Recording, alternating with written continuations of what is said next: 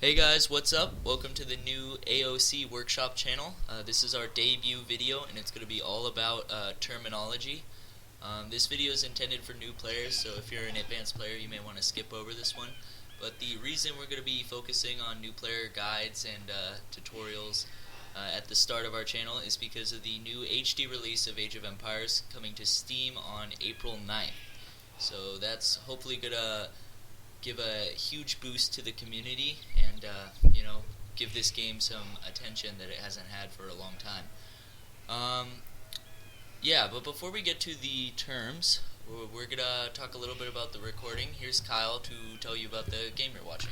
So today you'll be watching while we talk 1v1 between me and Kyle. We're both named Kyle. And I'm playing as Gold Please, and he's playing as Merc SLS. And basically what you'll see is, and we'll talk about this later in the video, I go from a Trush to a Fast Castle to a Fast Imperial, and basically win the game like that. You'll also see that he's much better than me, as we put more and more videos up on the channel. But let's get to the terms. The first thing I think we'll talk about is strategies. So let's start off with the fast castle and strategies like that, and then we'll go into the rushes. So tell us about the fast castle, Kyle. Well, the Fast Castle is a pretty widely used strategy. It's basically going to castle as fast as possible, so basically leapfrogging from feudal very quickly into castle. You can do a lot from there because you can create lots more units than in feudal. So it's a good strategy. And then there's also another variant, which is a fast imperial, which you'll see in this video, and it's basically fast castling and then holding off on villager production and town centers and going straight to imperial for the upgrade bonuses and the units such as trebs. Alright, so now let's go into the rushes. This is probably the most confusing terminology when it comes to strategies, so let's get right into it. The first one, I think we're going to start off with the drush. So a drush is basically the quickest rush you can do. It's a Dark Age rush. That's where it got its name. Most of the rushes get their names from the age that they or what they have to do with. And the drush is a militia rush, so you create militia from the barracks and your hope is to slow down the enemy's economy more than it hurts yourself. It's a tough tactic. We don't recommend it for beginners, as if you screw up you can hurt your economy much more than theirs, feudal later, and then have issues later in game. Speaking of feudal, let's go into the next rush that we have, the flush. The flush is probably the most basic and one of the funnest rushes to do. It's a feudal age rush, and it can be primarily it's archers. In AOC you'll see some scout rushes as well, but flush is basically going to feudal and then creating 2 archery ranges and going either skirms or archers depending on your situation, if you're going gold or if you're going to stick to wood and farms in the beginning. Flushes are generally used in Ara, BF, pretty much all types of game it can be used in. Alright, now very similar in timing to the flush, let's talk about the trush for a little while. The Trush is a tower rush. It's probably my favorite strategy next to Imp, Fast Imp, and it's what you can see right now is basically leapfrogging with towers and killing his economy with your towers. You are aiming to feudal really fast, otherwise it's easily countered, and it's relatively easily countered if you know how to counter it once you're in feudal, but the trick is getting to feudal quickly.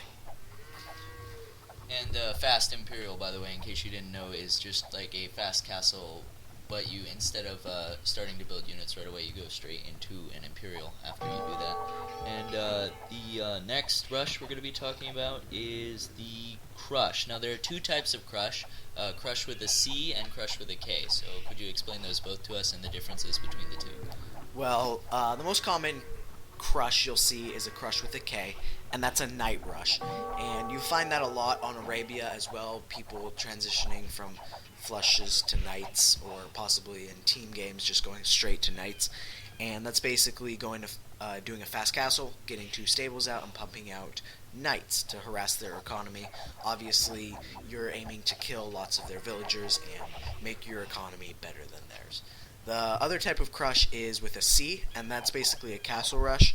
Not many people refer to that or use that strategy, but it's pretty widely used as Turks in general when it comes to civs, as they have really good castle units called Janissaries, and they can't make much else since they don't get upgraded pikemen or skirmishers. So that's a good strategy with them, and it also works on arena as well. You see a lot of it on arena. Alright, now let's go into some of the more unusual rush strategies. First, the smush. The smush is advanced.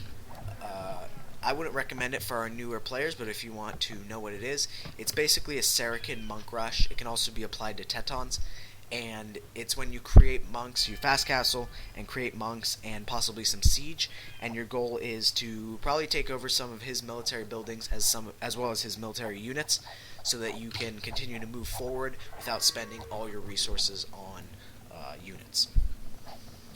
And the last rush we're going to be talking about is the grush.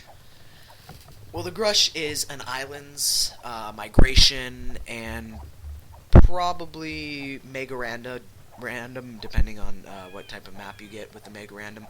But basically, any map that has water on it, you want to take control of water. So the Grush is just utilizing that. You go to feudal quickly and you pump out as many ships as you can, from 3, 4, maybe even 5 into later game boats. And the boats are to kill his fishing ships and take control of the water, because once you get in castle, it's really important you have water control. Sometimes you may get lucky and get a town center if you plop too close to the water, too. Alright, that's pretty much it for the strategies. Let's move on to the units and cover those briefly, because we only have 11 minutes on this gameplay. The first unit I guess we'll talk about is the Trebs.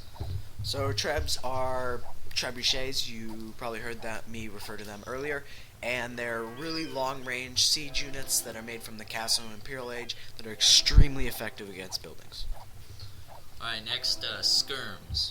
Skirms are a basic anti-archery unit. You can rush with them. You can do a lot of stuff. They're great for imp battles and stuff. And they are created in Feudal Age all the way up to Imperial Age. Pallies next. Paladins, basically the strongest unit in the game, one of the strongest at least, and they are extremely expensive, but in Imperial Age they just destroy everything. Champions. Champions are champs. You'll hear them referred to as champs, and they're an Imperial Age unit that are upgraded from militia, as they're called in the Dark Age, and they are also extremely effective against buildings, and they're infantry, so they'll be weak against archers and weak against paladins, but strong against skirms and pikemen. Speaking of pikemen, pikes is the next unit.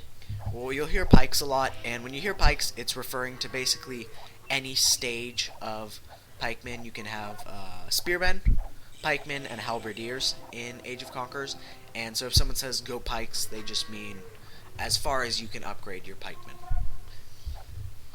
And the next one is guns.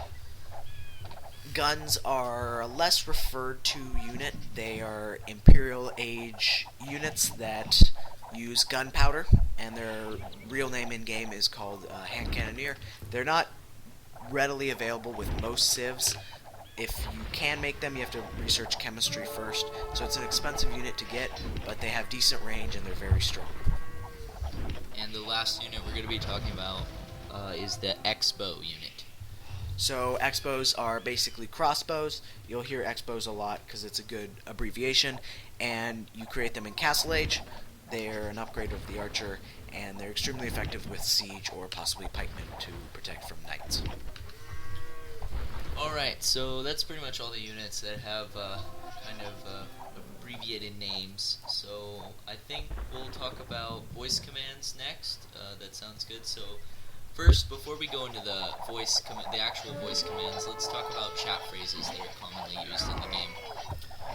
Well, there's a certain etiquette to playing RTS games, and so if you ever see GLHF before a game, that basically means good luck, have fun. So If you want to be a nice, friendly player, you'll say that before a game. After a game's done, if they've won, you can say good game or good job, so GG or GJ. You'll see that a lot as well, and so it's just a good way to end the match and basically tell your opponent no hard feelings. It was a good game. And now we move on into the most cryptic form of speaking in Age of Empires, which is the voice commands, the numbered voice commands. Tell us about those. Well, a lot of times in lobbies, especially in Game Ranger, it can get confusing as it doesn't actually play the sound, and I'm not sure how Steam is going to be set up yet, but it'll probably be the same situation with the lobbies and stuff. But when you hear someone say 1 or 2 when you ask a question, that's basically yes or no. It's an abbreviated way of talking, and it's just kind of convenient to use it. 1 and 2 and 11 are the most used phrases. 11 is laughing. So just the easiest way would be to just go through in a lobby, in an Age of Empires lobby, and just press 1, enter, 2, enter to hear all the commands so you can learn them. And the last thing we're going to be talking about are the ages.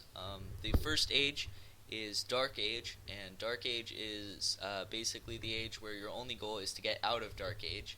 And this is where you're going to be getting lots of food and pumping out villagers and no military, unless of course you're going for a drush, and you're going to just be trying to get to feudal as fast as possible, which is the next age. Feudal age is where all your rushes are going to occur, with the exception of a few that require castle age tech. And feudal age, a lot of pro players, you'll see the game is end here because they've got big rushes coming in that are really game changing and can wreck economies. So the next age we're going to be covering is Castle Age. Castle Age is the age where booms occur, and these are people who are not going for rushes and going to be focusing on economy and building up big armies. In Castle Age, the armies do get bigger and a lot more powerful than in Feudal Age, so Castle Age people are going to have very little trouble taking on people who are still trapped in Feudal Age, and you can do rushes like both crushes and things like that. And the final age is Imperial Age. This is the last age, and this is where you're going to have massive armies attacking, and you're going to have very highly upgraded units like Arbs and Pallies. So that's pretty much it for this video. Remember that the HD release comes out on April 9th, and if you pre-order it, you're going to get it on April 5th. So keep that in mind, and see you next time. See you guys.